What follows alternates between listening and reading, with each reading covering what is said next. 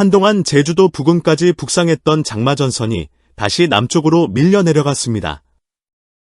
현재는 일본 오키나와 남쪽 해상에 위치하고 있는데요. 5월 22일, 일본 오키나와 기상대는 공식적으로 오키나와 지방이 장마에 들어갔다고 발표했습니다. 평년보다 12일, 작년보다 하루 늦은 장마의 시작입니다. 보통 오키나와는 5월 초중반쯤이면 장마에 들어가는 것이 일반적입니다. 하지만 올해는 상황이 달랐습니다. 이 지역은 강한 태평양 고기압의 영향 아래 놓이면서 한여름처럼 맑고 무더운 날씨가 지속됐습니다. 이로 인해 이례적으로 규슈 남부보다도 오키나와의 장마 돌입이 늦어지는 현상이 나타났습니다. 이렇게 비정상적인 기압계의 흐름은 최근 기후변화의 영향이 점차 실생활로 나타나고 있다는 방증이기도 합니다. 장마전선은 이처럼 남북으로 진동을 반복하며 조금씩 북상하게 됩니다. 보통 약 한 달 정도에 걸쳐 천천히 올라와 6월 중순쯤에는 제주도까지 영향을 미치게 됩니다. 이후 6월 말부터 7월 초 사이에는 남부지방, 그리고 중부지방으로 차례로 장마가 확장될 전망입니다. 따라서 이번 오키나와 장마 돌입은 곧 한국 장마 시즌도 멀지 않았음을 암시하고 있습니다. 이어서 5월 22일 목요일 날씨 소식을 전해드리겠습니다. 이날은 전날에 비해 기온이 다소 떨어졌습니다. 그러나 서울과 경기 지역을 중심으로는 여전히 더운 날씨가 이어졌습니다. 특히 경기도 파주 광탄에서는 낮 최고 기온이 31.5도까지 치솟으며 전국에서 가장 높은 기온을 기록했습니다. 이날 기온 상승의 원인은 팬 현상으로 보입니다. 이는 산맥을 넘어 불어온 동풍이 서쪽 지역에서 기온을 끌어올리는 효과를 말하는데요. 반면 동해안에서는 기온이 뚝 떨어졌습니다. 같은 날 최저기온이 가장 낮았던 곳은 강원도 강릉의 삽당령으로 4.5도까지 떨어졌습니다. 이처럼 같은 날 안에서도 동서 지역 간의 기온 차이가 뚜렷하게 나타난 하루였습니다. 일교차도 컸습니다. 일최저와 최고 기온의 차이가 극심했던 곳은 전북 전주의 완산구로 낮 기온은 21.1도를 기록했습니다. 전체적으로 보면 날씨가 지역에 따라 크게 갈리면서 옷차림 선택도 고민이 될 수밖에 없었던 날이었습니다. 이번엔 기상특보 상황을 살펴보겠습니다. 5월 23일 금요일 오전 6시 현재 기준으로 발효 중인 기상특보는 없습니다. 그러나 기상청은 남해상으로 접근하고 있는 저기압의 영향으로 부산과 거제를 포함한 남부 해안 지역에 강풍 예비특보를 발효했습니다. 또 남해 해역 전반에 걸쳐 풍랑 예비특보도 내려졌습니다.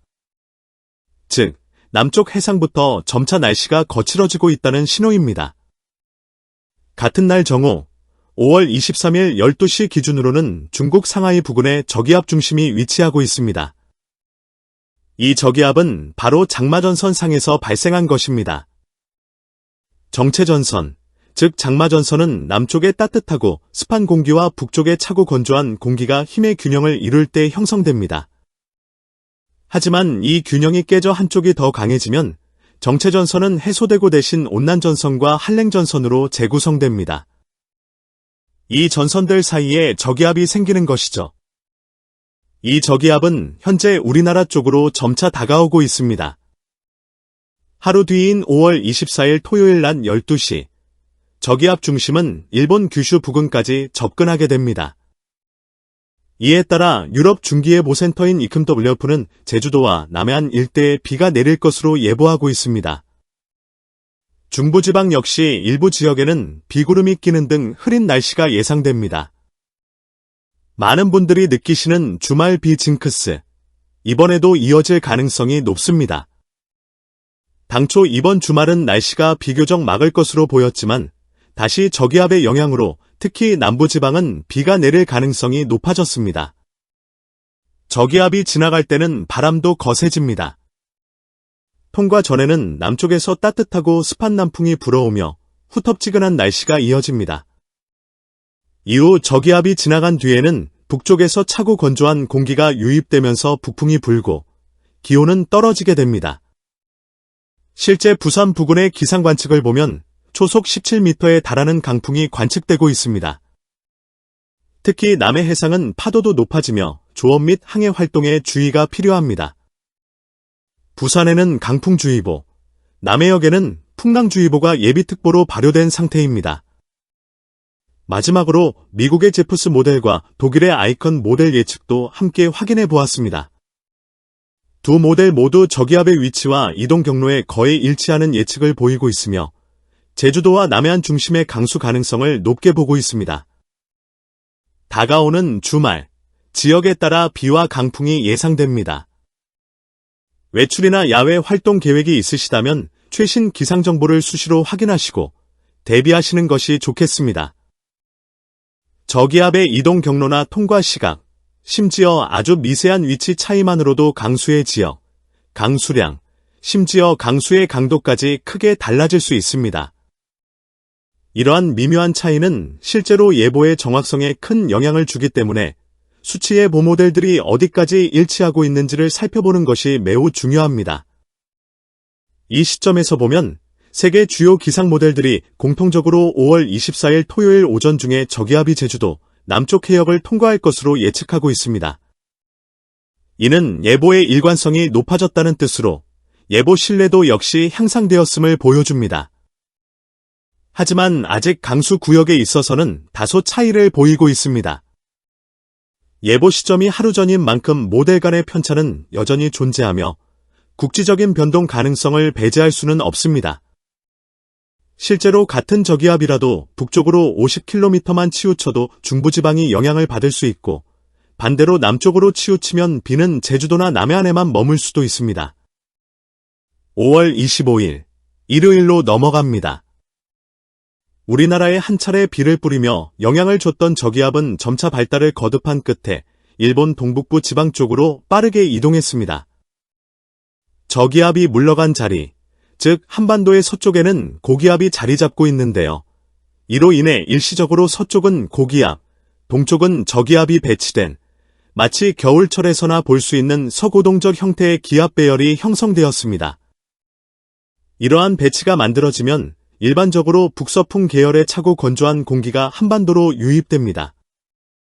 따라서 이날은 비가 그치고 날씨가 점차 회복되는 가운데 기온도 평소보다 다소 낮아지면서 초여름 더위가 한풀 꺾일 것으로 보입니다. 다만 동해안 지방, 특히 강원 영동 지역에는 동풍의 영향을 받아 비구름이 약하게 남아있을 가능성이 있습니다. 완전히 맑은 날씨를 기대하긴 어렵겠지만 점차 하늘이 개는 쪽으로 흐름이 잡힐 것입니다. 이제 다음 주 날씨 흐름도 간단히 짚어보겠습니다. 예보 기간은 5월 26일 월요일부터 5월 31일 토요일까지 일주일간입니다. 여러 수치의 예보 모델과 기압 배치도를 종합해보면 이 기간 동안 우리나라 대부분 지역은 고기압의 영향권에 들 것으로 보입니다. 특히 남부지방과 내륙 지역을 중심으로 강한 일사량이 예상되고 있어 본격적인 초여름 날씨를 실감하게 될 것입니다. 봄철이나 가을철에는 보통 고기압과 저기압이 서로 교차하며 빠르게 이동합니다. 이러한 시스템은 보통 2에서 3일 간격으로 날씨를 변화시키기 때문에 흐림과 맑음, 비와 겨이 자주 반복되는 특징이 있습니다. 하지만 이번 주에는 다소 예외적인 기압 배열이 예측되고 있습니다. 고기압이 하나만 덩그러니 자리 잡는 것이 아니라 동서로 길게 여러 개가 늘어서 있는 대상고기압 형태입니다. 대상고기압이 형성되면 특정 지역에 오랜 시간 동안 고기압의 영향이 집중되기 때문에 날씨가 한동안 고정되는 경향이 있습니다. 다시 말해 수일간 연속적으로 맑고 건조한 날씨가 이어지게 되는 것이죠.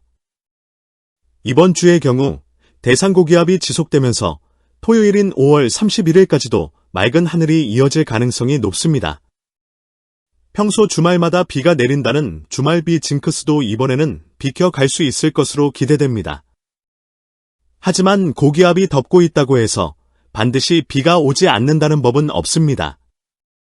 기압계는 살아있는 생물처럼 끊임없이 변화하고 상호작용을 하기 때문에 고기압 사이에 형성되는 작은 기압골이나 대기 불안정에 따라 갑작스러운 국지성 강수도 가능하다는 점을 유의해야 합니다. 실제로 다음 주 화요일인 5월 27일, 수요일인 28일, 그리고 목요일인 29일 등 중반부에는 중부 내륙과 산간 일부 지역에서 비구름이 스치듯 영향을 줄 수 있다는 예보가 나와 있습니다. 이러한 경우는 주로 고기압과 고기압 사이의 틈새 공간에서 만들어진 약한 기압골에 의해 발생합니다.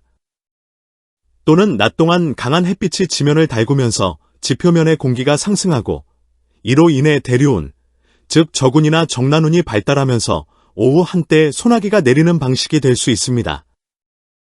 흔히 우리가 여름철 오후에 경험하는 소나기성 비의 전형적인 형태입니다.